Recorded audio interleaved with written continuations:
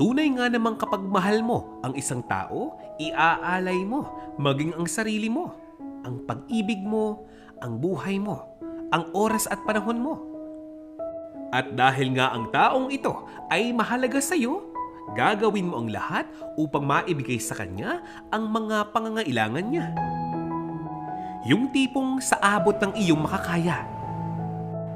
Subalit paano kung ang mga taong ito ay hindi ka naman kayang bigyan ng halaga ng importansyang dapat ay para sa iyo? Sabi ng iba, iwanan mo, pabayaan mo, kalimutan mo na lamang. Paano nga? Paano kung ang mga taong ito ay mismo miyembro ng pamilya mo? Oh, ano ito? Hoy, Jerry! Ano to? Lintik.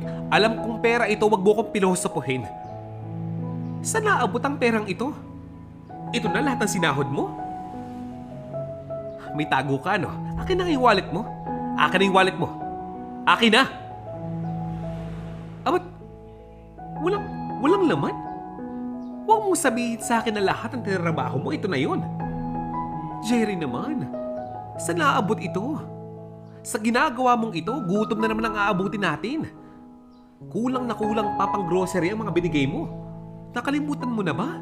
Due date ng kuryente at tubig ngayon. Yung utang mo sa tindahan. Wala kang utang? Ano yung mga kinain natin kahapon? Jerry naman, hindi ka ba nag-iisip? Busy ka kamo? Abala ka? Kaya mo nalimutan? Lintik na dahilan yan. Buwan-buwan na lamang? Alam mo, kung alam ko lang sana na ito ang klase ng buhay na ibibigay mo sa akin, hindi ako sumama sa iyo. Oo, seryoso ako. Kung alam ko lang na pahihirapan mo ako na ganito, hindi ikaw ang pinakasalan ko. Yan ang wika ni Aida sa kanyang asawang si Jerry. Kahit nga anong gawing trabaho ni Jerry, ay palaging kulang na kulang pa rin ito para sa kanyang mag-ina. Marami na nga ang nagsasabi kay Aida na tulungan si Jerry sa kanyang pagkatrabaho pero palagi itong nagagalit. Anong kanyang katwiran? Abay nangako daw itong si Jerry na bibigyan niya ng magandang buhay ang kanyang pamilya kung sasama sa kanya itong si Aida. Kaya, bet siya kikilos. Bakit daw siya magkatrabaho? Trabaho daw iyon ng mga lalaki. Hindi niya na isang babae. Pero Aida, huwag ka namang magsalita ng ganyan. Wala akong itinatago sa'yo. Inaamin ko sa'yo. Nakakalimot na ako sa mga bagay na dapat kong gawin pero busy lamang talaga ako. At yan lang talaga ang sahod ko. Wala akong magagawa. Nandiyan na lahat, pati overtime. Tanda mo nung isang araw? Naglakad na lamang ako papuntang trabaho dahil nasira na nga luma kong bisikleta. Ngayon naglaan ako ng pera para sa aking pamasahe dahil napakahirap ang maglakad. Napakalayo. Aida, unawain mo naman ako. 3 na ang ating mga anak.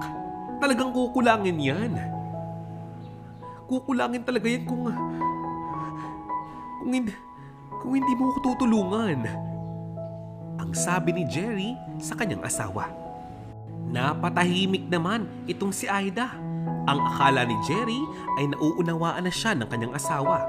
Pero bigla itong nagbulalas ng mga salitang hindi niya inaasahan.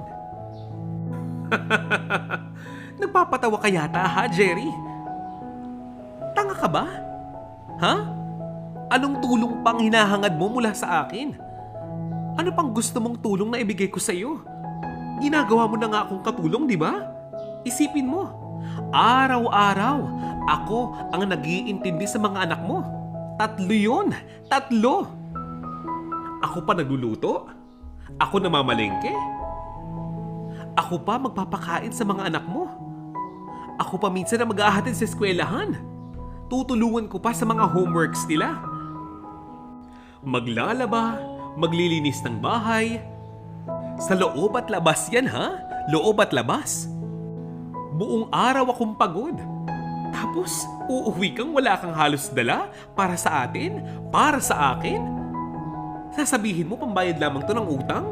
Aba, Jerry. Tingnan mo tong wallet na to. Ha? Halos walang laman. Yung sahod na ibinigay mo sa akin, good for 2 weeks lang. Aba, Jerry, baka nakakalimot ka. Sa isang buwan, 4 ang linggo, hindi 2. Sa ginagawa mong to? Anong gusto mo, mag-magic ako? Pahabain ko? Ang tagal ng perang hawak kong ito? Papatakan ko ng joy para abot ng 1 linggo pa? Ha? Ano ka ba naman, Jerry? Napapagod na ako sa ganitong klase ng buhay, Jerry. Umay na ako. Yan ang sigaw ni Aida. Nagulat na lamang ito dahil bigla siyang niyakap ng napakahigpit ng kanyang asawang si Jerry at sinabing wag na nga daw silang magtalo't mag-away pa. Gagawa daw siya ng paraan upang makahanap ng sideline para meron siyang ekstrang perang maiibigay para sa kanyang pamilya. Bakit nga ba parang napakahirap para kay Jerry na makahanap ng mas magandang trabaho, yung tipong malaki talaga ang sahod? Kumpara kasi sa kanyang mga kababata na nakapagtapos ng kolehiyo, itong si Jerry ay hindi naman nakapagtapos ng kolehiyo noon dahil mas piniling samahan at pakasalan itong si Aida. Yan din ang katuwiran ng kanyang mga magulang sa kanya noon. Tuwing merong hindi pagkakaintindihan ng mag-asawa, pinapayuhan si Jerry ng kanyang mga magulang. Isang araw nga, sabi pa ng kanyang ama sa kanya, Yan ang nga bang sinasabi ko sa iyo, Jerry? Pinahahawa ka ng ballpen, ng papel, ng lapis upang makapag-aral ka pero ayaw mo. Mas inintindi mo yung pag-ibig na yan. Di ngayon, yung pinili mong pangarap, yang babaeng yan ang sisira sa inyong pamilya. Napakababa ng pagtingin niya sa'yo at hinahayaan mo lamang siya. Ang sabi naman ng kanyang ina, Anak Jerry, may punto ang iyong ama. Huwag kang magdadamdam sa kanya. May punto ang kanyang sinasabi. Alam mong matanda na kami, hindi ba? Wala na kaming ganong kalakas na kakayahan upang tulungan kayo. Iba na ang istorya ngayon. Iba na ang buhay ngayon. Alam mo, pwede mo namang kausapin ng mahinahon ng asawa mo. Sabihin mo magtrabaho kayong pareho. Kung tutuusin, maaari niyong iwanan ang inyong mga anak dito sa amin. Malaki na sila. Kayang-kaya namin silang sabihan at mauunawaan nila. Kayong dalawa, mag-usap kayo. Pagtulungan ninyo ang pagbuhay sa mga anak ninyo. Parang kami ng iyong ama. Paano kayong aahon sa buhay kung sa iyo lamang sila aasa, Aber? Nang sumunod na mga araw, muling humanap ng ibang paraan si Jerry upang madagdagan ng kanyang kita. Kahit bilang kargador o boy, o kahit bilang isang utusan lamang sa isang mall. Okay lang yon. Okay lang mapagod. Tila ba okay lamang din ang mahirapan? Parte daw iyon ng pagkatrabaho. Kahit halos umuuwi na nga siya na pagod ang katawan, minsan nga, pinilit pa niyang pumasok ng trabaho kahit may trangkaso. Huwag lang siya magkaliban. Maging kumpleto lamang ang kanyang sahod. Lahat yan para sa kanyang pamilyang mahal. Sa puntong ito, si Jerry halos 31 years old na. Pero ang kanyang itsura, aakalain mong 40. Paano ba namang hindi? Nakakapagod na nga sa trabaho, pag uwi mo, bubungangaan ka pa. Itong si Aida, napapatahimik lamang kapag naaabutan ng pera. Sa paglipas pa ng mga taon, palibhas ay walang pagbabago sa ugali ni Aida. Ang kanilang pag-aaway mag-asawa ay palaging nakikita ng kanilang mga anak. Lumalaki ang mga ito, matigas ang ulo, palasagot sa nakakatanda at sadyang lumalaking bastos. Kahit pa sabihing sinasaway nitong si Aida ang kanyang mga anak, wala itong talab. Paanong tatalab? Kitang-kita nga nila kung paano tapak-tapakan ni Aida ang pagkatao ng kanyang mismong asawa sa harap ng napakaraming tao.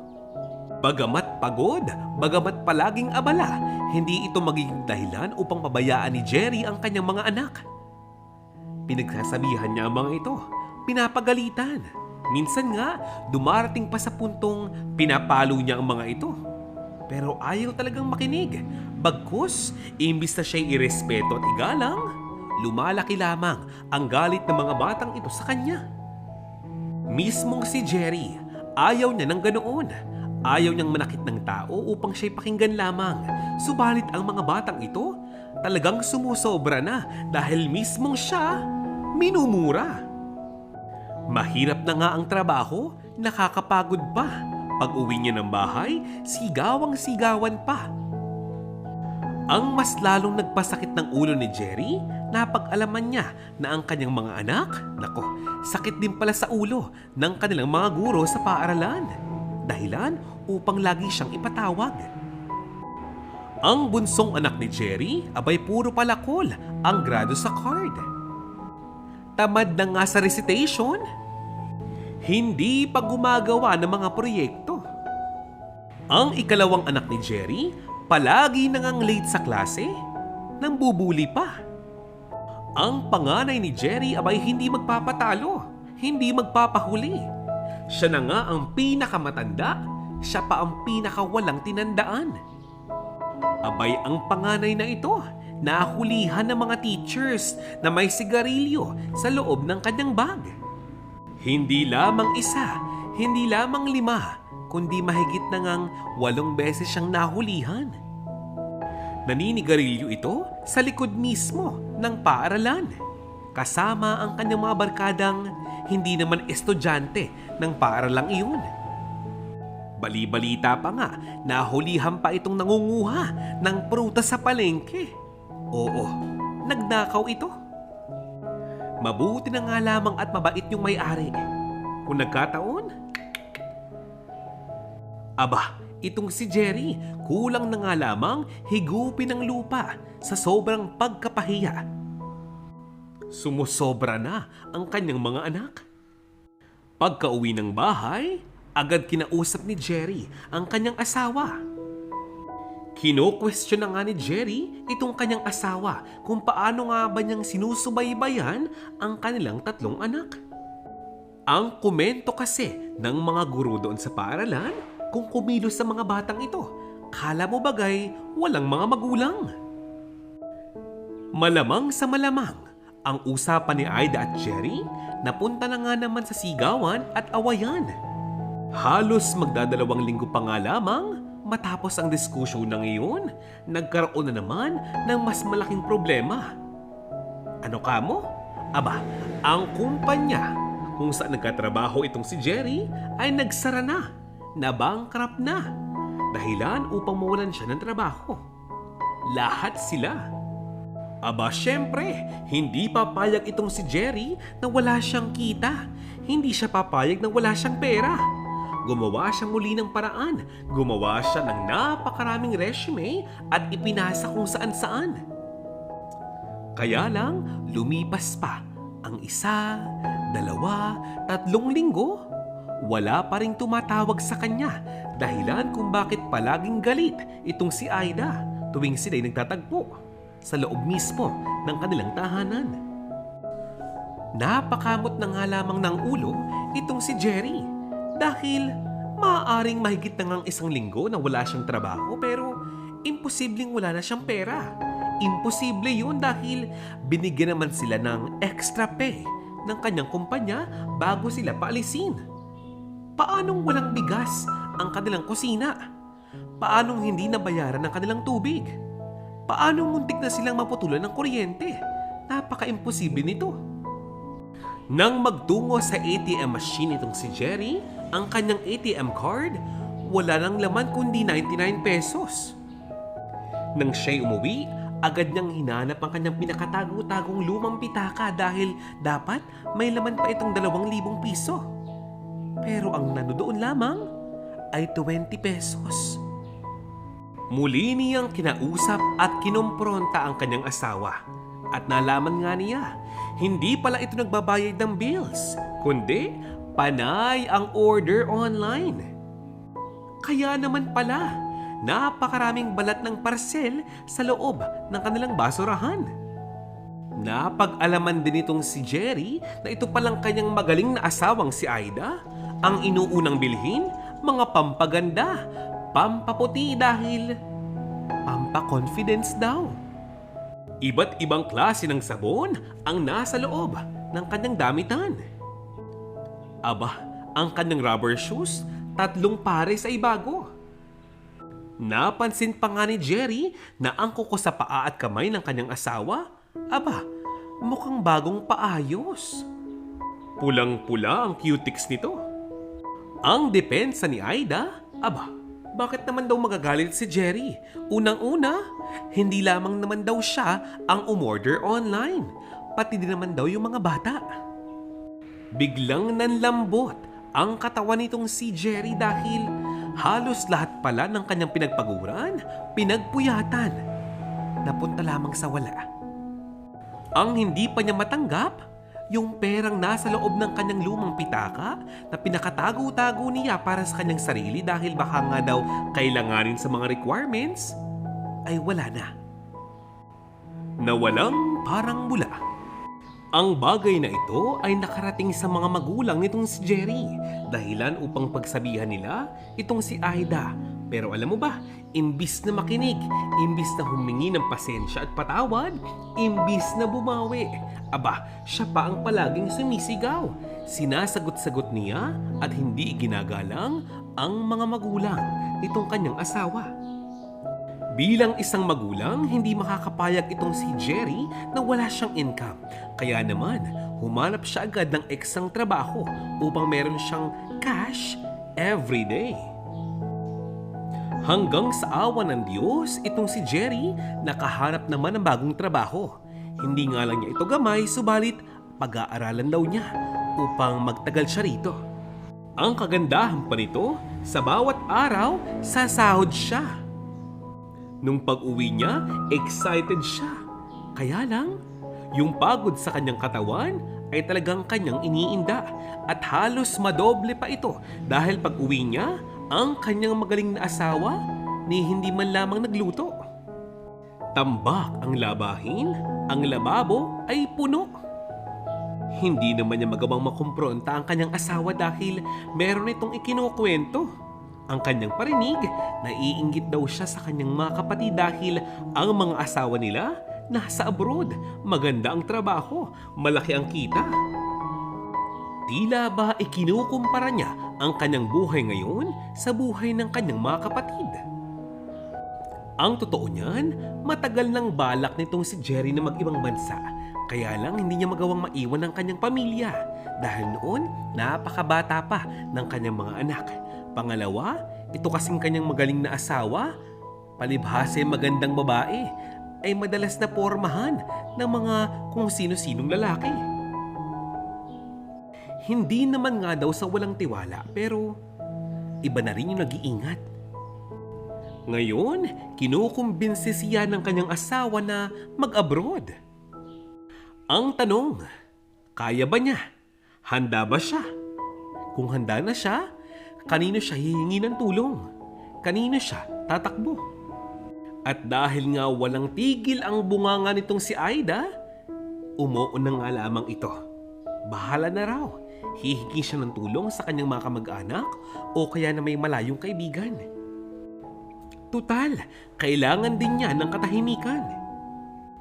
Malayo sa kanyang asawang walang ibang ginawa kundi tapakan ng kanyang pagkatao at sigaw-sigawan siya. Siguro'y malayo na rin sa kanyang mga anak na walang ibang ginawa kundi pasakitin ng kanyang ulo at bastusin ng harap-harapan. Siyempre, para na rin kumita ng pera at mabigyan ng leksyon ang kanyang pamilyang ito. At nang pumayag na nga itong si Jerry, aba, halos pumalakpak maging ang tenga at binti nitong si Aida.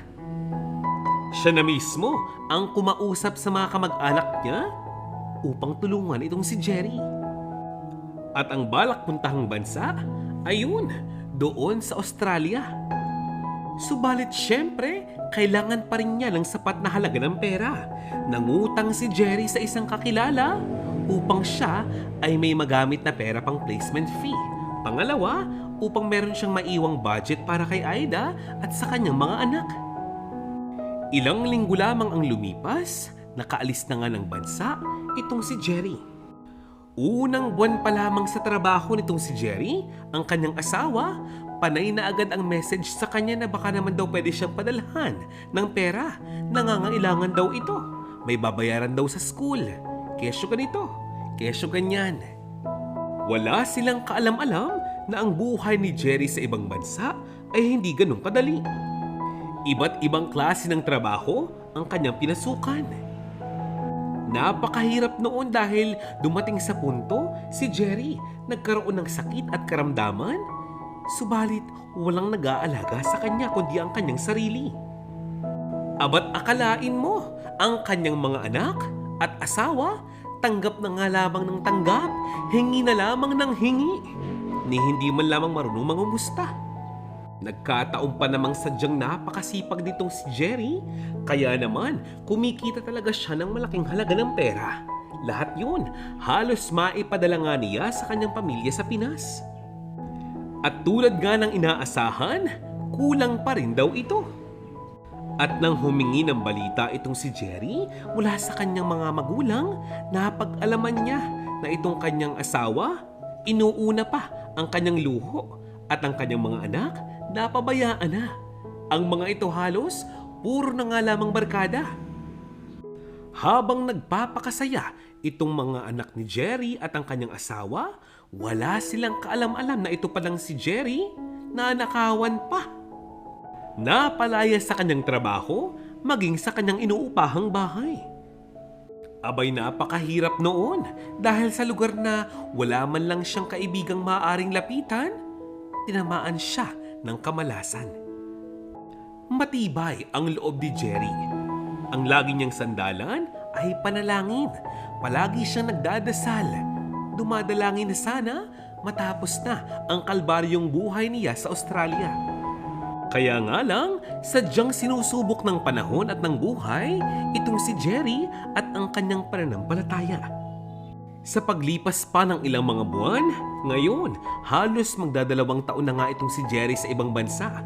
Araw-araw, trabaho ng trabaho. Hanggang sa tamaan na nga siya ng depresyon. Kulang sa tulog at pahinga, puro na nga lang problema ang iniisip at palagi pang nag-aalala sa kanyang pamilya. Ngayon, wala na nga siyang ganang magtrabaho dahil nga meron na rin siyang iniinda sa kanyang katawan. Palibhasa ay valid pa ang kanyang mga dokumento, legal pa rin siyang nakatira sa bansang Australia. Sa tagal ng kanyang inilagi sa bansang iyon, imposibleng wala siyang kapwa Pinoy na makita doon. Ang mga ito ay awang-awa sa kanilang kababayan. Ang itsura ni Jerry, kala mo bagay palagi na lamang balisa. Kahit saan nga siya magtungo, bit-bit niya ang kanyang malaking bag. Ang laman noon, mga legal na dokumento at ang kanyang passport. Walang trabaho, kaya walang sahod. Ngayong walang pera, walang maiipadala sa Pilipinas. Ito mismo ang naging dahilan kung bakit nawala na nga ng kontak itong sina Aida kay Jerry. Nasira pa ang nag-iisang telepono na meron si Jerry. Ni hindi mo nga siya makikitang ngumingiti. Ibang-iba na ang aura ni Jerry. Napakapayat niya, mahaba ang balbas, pati ang kanyang buhok. Ilang araw na nga ba siyang hindi naliligo? At dahil nga minsan, nagkaroon pa ng away na siyang sinalihan ni Jerry, nadamay kasi ito. Kaya ang mga pulis sa lugar na iyon, dinampot siya at pinadeport sa Pilipinas. Sa tulong ng ilang mga kabayan, nakauwi ng Pilipinas ng ligtas at maayos itong si Jerry. Tulad ng inaasahan, walang taong handang harapin at i-welcome itong si Jerry pag-uwi ng Pinas. Pagdating nga niya ng airport, nagpagala-gala lamang siya sa labas. Malimit siyang makita ng mga taong lumuluha. Sumisigaw na para bang laging may kaaway habang yakap-yakap niya ang kanyang malaking backpack. Kaya naman pala ang mga tao sa paligid niya takot na takot. Hanggang isang matandang babae ang nakapansin kay Jerry. Siguro'y naawa siya rito. Naghatid kasi siya ng kanyang kamag-anak doon sa airport papuntang Italy. Hanggang sa mapansin nga niya itong si Jerry. At dahil sa kanyang pagkaawa rito, tinulungan niya ang lalaki. Pinakain, pinainom, binihisan. Ang babaeng ito na may mabuting puso ay isa palang retired na doktora. Taga Rojas City ang matandang ito. Mayaman, isang hasyendera at nagmula sa isang mayamang angkan.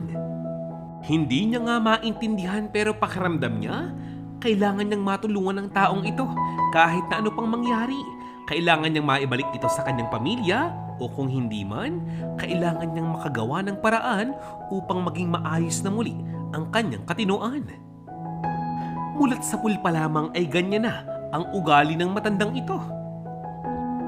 Kaya nga siguro niya piniling maging isang doktora noon upang makatulong sa napakaraming tao, may pambayad man sila o wala. Nang makarating sa hasyenda, pinaliguan, binihisan, ginupitan, pinakain at marami pang iba. Yan ang mga tulong na ibinigay ng matanda dito kay Jerry. Siguro iniisip niya, ito ay makakatulong sa kanyang paggaling. Nais niya ring gumawa ng paraan upang makontak na ang mga kamag-anak nito, subalit anong gagawin niya? Ni ayaw ngang ibigay sa kanya ni Jerry ang bag nito. Napakatagal niyang naghintay hanggang sa itong si Jerry ay kumalma. Nakatulog na kumbaga. Kaya niya nga nagawang makuha ang bag nito. Pero mabalik naman tayo sa pamilya ni Jerry. Ano nga kayang nangyari na sa kanyang asawa at mga anak? Buhat nga nang mawalan ng trabaho itong si Jerry, hindi na nga siya nakapagpadala ng pera dito sa Pilipinas. Dahilan upang mapuno ng galit itong si Aida. Iniisip niya, baka nga naman daw meron ng ibang babae doon sa ibang bansa. Baka umuwi na sa ibang bahay. O baka naman nga, nagbuhay binata na. Hindi man lamang niya naisip na baka nga naman napahamak ito. Hindi niya nga alam kung buhay pa itong si Jerry. Ang mga magulang naman ni Jerry, sobra na ang pagwo-worry. Subalit, ano ang kanilang gagawin? Wala naman silang pera. Wala silang sapat na kakayahan upang gumawa ng paraan upang mahanap at malaman kung nasaan na nga ba itong si Jerry. Sinubukang humingi ng tulong sa gobyerno, subalit napakabagal at napakatagal pa ng proseso. Nag-report pa nga sila sa mga pulis. Ilang buwan na ang lumipas hanggang sa ngayon, wala pa ring resulta. Wala pa ring nangyayari. Hanggang sa isang araw, nabalitaan nga nila mula sa POEA na ito palang si Jerry ay nakauwi na ng Pilipinas. Kung ang balitang ito ay nakarating mismo sa mga magulang ni Jerry, paanong hindi pa ito malalaman ni Aida? Lalo siyang umusok ang ilong, lalo na itong nagalit. Bakit daw umuwi itong si Jerry nang hindi man lang nagsasabi sa kanya? Ang sabi ko naman, saan aabot ang galit mo kung yung mismong tao nga ni hindi mo alam kung nasaan? Lumipas ng napakabilis ang mga buwan at taon. Ngayon, si Jerry unti-unti nang gumagaling mula sa kanyang karamdaman, sa kanyang kondisyon, sa tulong ng mabait na doktora. Ngayon, napakalapit na sa isa't isa ng matandang doktora at ni Jerry. Naikwento na rin nitong si Jerry kung taga saan talaga siya dito sa Pilipinas.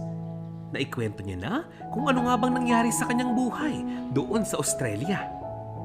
At dahil nga sa awa sa kanya nitong si doktora, hindi pa rin siya pinaalis ng hasyenda, bagkus inalalayan pa niya hanggang sa tuluyan nga itong maging malakas. Hindi lamang iyan, alam mo ba, itong matandang doktora nag-offer pa ng trabaho para kay Jerry. Tulad nga ng kanyang sinabi, kung may balak pa siyang umuwi sa kanyang pamilya, hindi naman maaaring zerong-zero siya. Dapat kahit papaano, meron siyang hawak. Kaya naman, handa siyang tanggapin itong si Jerry sa kanyang hasyenda, sa kanyang mga negosyo, at handa siyang tulungan ito na malaman niya't matutunan ang mga galawan doon. Ikaw baga naman ang mismong oferan ng malaking sahod at magandang trabaho. Tatanggi ka ba? Tatanggihan mo ba ang offer na ito? At nang tanggapin nga ni Jerry ang offer na iyon, nakiusap siya kay doktora na baka naman daw maaari niyang makausap ang kanyang mga magulang. Nais niyang ipaalam ang kanyang kondisyon upang hindi na nga mag-worry pa lalo ang mga ito. Lalong-lalo na ngayon, ilang taon na nga silang hindi nagpapangit at nagkakausap. Nang sumunod na araw, nagkausap na nga ang mga magulang nitong si Jerry at ang kanilang anak na si Jerry. Ang sabi pa nga ng kanyang ama, "Maligayang maligaya kami anak na malamang okay ka lang. Huwag kang mag-alala na uunawaan ka naman namin anak. Sige, ang mahalaga alam namin kung nasan ka, alam namin kung ligtas ka. Maraming salamat sa taong tumulong sa iyo at ngayon, bumabalik ng iyong katinuan. Lumalakas ka ng muli. Palagi ka mag-iingat ha? At ako nang bahala sa iyong ina, ha? Ipinapangako ko sa iyong hindi malalaman ng magaling mong asawa kung nasaan ka. Sige na anak. Bumangon kang muli sa buhay na ito. Baguhin mo ang takbo ng sistema ng buhay mo. Dahil ang asawa mo, balita namin, abay matagal na palang naghanap ng ipapalit sa iyo. Ang mga anak mo naman, may kanya-kanyang pamilya na. Kaya nga lang tulad ng alam mo, kapos sa pera kaya hindi man lamang nakasal. Hindi lubos mapaniwalaan ni Jerry ang mga balitang kanyang nalaman mula sa kanyang mga magulang. Ang kanyang asawa, nagtaksil na sa kanya dahil lamang sa wala siyang naipadalang pera ni hindi man lamang siya hinanap? Paano nangyari yun? Maging ang kanyang mga anak na iniwan niya halos immatured pang mag-isip. Babago pa lamang nagsekundarya. Ngayon, may mga asawa na? Gumawa ng paraan itong si Jerry. Siya na mismo ang gumawa ng daan upang malaman ang buong katotohanan at siya na nga mismo ang nakakita. Ang kanyang asawang si Aida may iba ng minamahal. Hindi nga maintindihan itong si Jerry, nasaktan siya. Oo, pero bakit nga ba parang wala na nga siyang pakialam? Siguro dahil naisip niya, mahal niya si Aida at nais niyang maging maligaya ang kanyang asawa. Kaya kung hindi siya liligaya dito, papabayaan na nga lamang niya. Kaya nga lang, lubos siyang nanghihinayang sa nangyari sa buhay ng kanyang mga anak. Napakabata pa ng mga ito para mag-asawa. Anong pumasok sa kanilang kokote at nagawa nga nila ito? Pare-pareho nga silang asa na sa kanya noon. Sa makatuwid, sa pagkawala nga ni Jerry ay nagpatuloy lamang ang buhay ng kanyang mag-iina. Kinalimutan na kung sino nga ba siya at ano nga ba siya sa buhay ng mga ito. Hindi naman yun para maging dahilan upang pabayaan ni Jerry ang kanyang sarili. Ngayon pa? Imposible. Sa tulong nga ng matandang doktorang iyon, naging mas maganda ang buhay ni Jerry. Nagkatrabaho ito. Nakakaipon na nga kahit papaano. Itinuro pa kay Jerry ang paraan ng pagmamanage sa mga negosyong pag-aari nga ng doktora. At hindi nagtagal, siya na nga ang namahala noon. Kung napakaganda na ng buhay nitong si Jerry, syempre, hindi niya hahayaang nakasadlak pa rin sa putik ang kanyang mga magulang. Pinapadalhan niya ito ng mga biyayang nagmula mismo sa kanyang mga pinaghirapan. Dahilan upang gumanda na rin ang buhay ng mga ito. Bagay na ipinagtataka naman ng kanyang dating asawang si Aida. Isang araw nga daw ay sinugod ng babaeng ito ang mga magulang nitong si Jerry at sinabing idedemanda daw niya ang mga ito kapag napag-alaman na ang mga perang iyon ay nagmula sa abroad.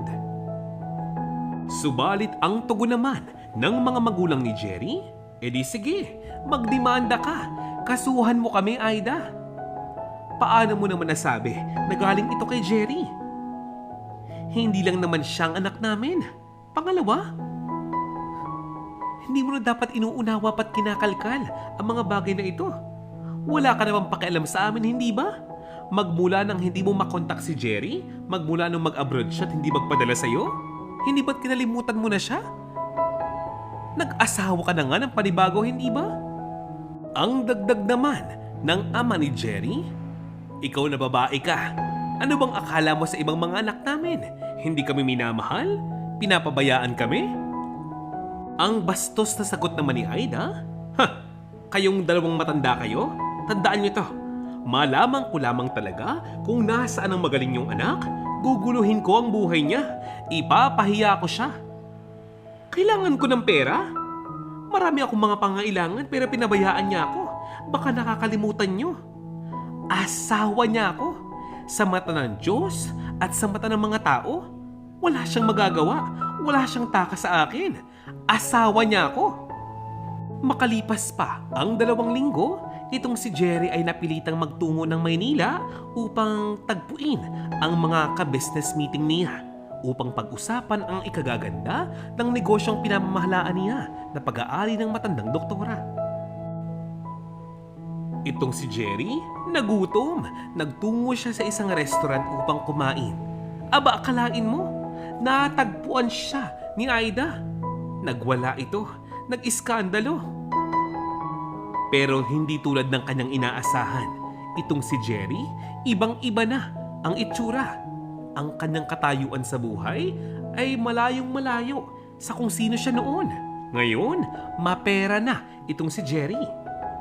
At nang ipahiya nga siya nitong si Aida sa napakaraming tao, muntikan pa nga daw silang maabutan ng kanyang ka-business meeting, kinausap niya itong si Aida at sinabing kung itutuloy pa niya ang panggugulong ito, siya na mismo ang gagawa ng paraan upang si Aida na nga ang makulong. Kung tutuusin, si Aida nga talaga ang dapat na makulong. Bakit kamo? Si Aida, alam niyang kasal pa siya kay Jerry. Maaaring ito ay nasa abroad, maaaring hindi niya ito makontak. Pero ito nga ba'y sapat na dahilan upang maghanap siya ng panibagong kakasamahin sa buhay? Not just once, not just twice, pero more than 3 times. Naging pabayang asawa, pabayang ina, bastos na manugang. Nang una, nagmamatapang pa itong si Aida. Akala niya nga siguro ay susukuan siya ni Jerry. Pero hindi. Dumating na nga ang mga pulis at medyo nakaramdam na nga siya ng takot. Dahil kung tutuusin, si Jerry maaaring nag-iba na ang buhay, subalit kahit na kailan, hindi siya nagkaroon ng ibang asawa. Hanggang itong si Aida, gumagawa pa ng iba't ibang mga peking storya para palabasin na itong si Jerry talaga ang dapat na makulong. Na siya dapat talaga ang maparusahan, hindi siya. Natigilan lamang siya nang siya'y kausapin mismo ni Jerry, mata sa mata, at sinabing, Aida, tama na. Aida, tama na sabi. Kahit ngayon lang makinig ka, utang na loob. Matagal na tayong tapos. Huwag mo nang ipilit sa akin yung mga kalokohan mo. Alam nating pareho na hindi mo ko mahal, na hindi mo ko minahal. Mula noon hanggang sa ngayon. Alam mo, naaawa na ako sa'yo. Ha? Bakit ka mo? Kating-kating ang palitan ako, di ba? Nakailang lalaki ka na ba nung mawala ako? 2? 3? 5? Ilang lalaki na bang iniuwi mo sa atin, ha? Hindi mo man lang iniisip? Ang iisipin ng mga tao sa paligid mo? Utang na loob, Aida, may edad ka na. Ganon din ako. Kung hindi mo ako mahal, pakawalan mo ko. Pabayaan mo na ako. Masaya ako sa buhay ko ngayon, Aida. Masayang masaya kung wala ka. Sa mundong meron ako ngayon, itinuturing akong tao. Hindi makinang tagapagtrabaho. Sa buhay ko ngayon, alam ko na kung paano at gaano kahalaga ang magpahinga. Pero nung kasama kita, halos mabaliw ako. Lalo na nung pilitin mo akong mag-ibang bansa? Ha? Oh, ano, tinatanggi mo? Itinatanggi mo? Nang mawala ako sa buhay mo, tuwang-tuwa ka, di ba? Akala mo hindi ko alam? 1 taon pa lang ako sa abroad, nakikipaglandian ka na, di ba? Kasi nga pera lang ang habol mo sa akin. Ginawa ko namang lahat para maging ama sa mga anak natin. Ginawa kong lahat upang ibigay sa iyo mga pangangailangan mo. Saan ba ako nagkulang ha, Aida? Pinabayaan mo mga anak natin. At ngayon, hindi man lang ako kilalanin ng mga ito. Alam mo, masakit man para sa akin. Magaling pa magkanya-kanya na nga lamang tayo. Mabuhay kayo nang wala ako. At asahan niyong hindi ko na nga kayo hahanapin pa. Tunay nga naman ang lahat ng kanyang mga sinabi. Itong si Aida, napatulala na nga lamang. Ang dagdag pa nga ni Jerry, wala na nga daw siyang pakialam pa dito kay Aida. Kung gusto niyang mag-shota ng napakaraming kabataan, hala sige, gawin mo. Bahala na nga daw siya sa kanyang buhay. Subalit, hanggat maaari, kausapin naman niya ang kanilang mga anak at ipaliwanag ang buong katotohanan na hindi siya nagpabaya bilang ama, hindi kahit kailan. Ang pagkakataong ito ay gagamitin nga ni Jerry upang matuto ng leksyon ang kanyang mga anak. Sana'y matuto nga talaga ang mga itong tumayo sa kanilang sariling mga paa. Lalo na ngayon, meron na nga silang sari-sariling mga pamilya. Umipas pa ang ilang mga taon, si Jerry na nga ang halos na mahala ng lahat-lahat ng pag-aari ng matandang doktora. Naging napakalubha na kasi ng kanyang karamdaman. At dahil nga malaki ang kanyang utang na loob dito, inalagaan niya ito hanggang sa kanyang huling hininga. Sabihin na nga lamang natin na itong si Jerry ang nagmana ng lahat ng mga negosyo at pag-aari ng matandang doktora dahil nga ang doktorang ito ay wala namang anak na maaaring pag-iwanan ng kanyang mga kayamanan. Sa makatuwid, isa ng bilyonaryo itong si Jerry ngayon. Kaya nga lang, tulad ng palaging sinasabi ng iba, kahit paanong yaman mo, hindi mo naman ito madadala sa langit, hindi ba? Kaya nga itong si Jerry, nang tumanda pa, ay nagpasya ng gumawa ng sariling last will and testament. Iniwan niya sa kanyang mga anak ang kanyang mga naipon at mga ari-arian na kanyang naipundar sa matagal na panahon. Hinati nga ni Jerry ang kanyang kayamanan sa kanyang mga anak sa ilang mga charity at syempre mga donasyon sa iba't ibang mga paaralan at iba't ibang mga lugar sa Pilipinas. Oo, alam ko, maaaring hindi deserve ng mga anak ni Jerry na tumanggap ng mana. Subalit tulad ng sinabi ko nga kanina, mula noon hanggang sa huli ng kanyang sandali, minahal pa rin ni Jerry ang kanyang mga anak dahil sadya namang ganoon ang maging magulang, hindi ba?